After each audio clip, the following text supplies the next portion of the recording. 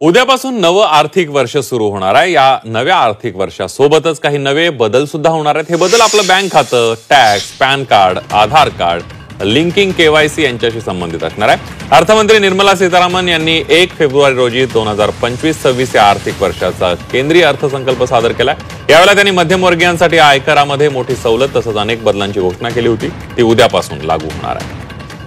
आर्थिक नववर्ष म्हणजे उद्या 1 एप्रिल पासून काही महत्त्वाचे बदल होणार आहेत। ते कोणते आहेत त्यावर एक नजर टाकूया। आता 12 लाखांपर्यंतचं उत्पन्न टॅक्स फ्री होणार आहे। नव्या कर प्रणालीनुसार 12 लाख रुपयांचं वार्षिक उत्पन्न करमुक्त असणार आहे।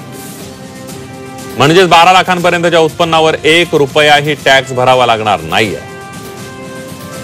वापरात नसलेली यूपीआय आयडी बंद होणार आहेत। गेल्या 12 महिन्यांपासून वापरात नसलेली यूपीआय आयडी बंद केले जातील। फसवणूक आणि घोटाळे रोखण्यासाठी नियमात बदल केला जाईल।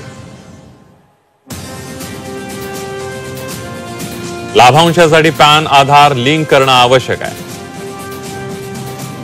पॅन आधार लिंक नसलेल्या कुणालाही 1 एप्रिल पासून लाभांश पेमेंट मिळणार नाही। लाभांश आणि भांडवली नफ्यावरून टीडीएस वजावट वाढणार आहे। म्युच्युअल फंड, डीमॅट खात्यांसाठी नवीन नियम लागू केले जातील। केवायसी आणि नॉमिनीच्या माहितीची पुन्हा पडताळणी करावी लागेल। हॉटेल, रेस्टॉरंट सेवांवर 18% जीएसटी असणार आहे। 7,500 प्रतिदिवस दर आकारणाऱ्या हॉटेल्स आणि रेस्टॉरंट सेवांवर 18% जीएसटी लागू होणार आहे। 1 एप्रिल 2025 पासून खात्यात किमान शिल्लक राखणं आवश्यक आहे। खात्यात किमान रक्कम नसल्यास ग्राहकांना दंड भरावा लागेल।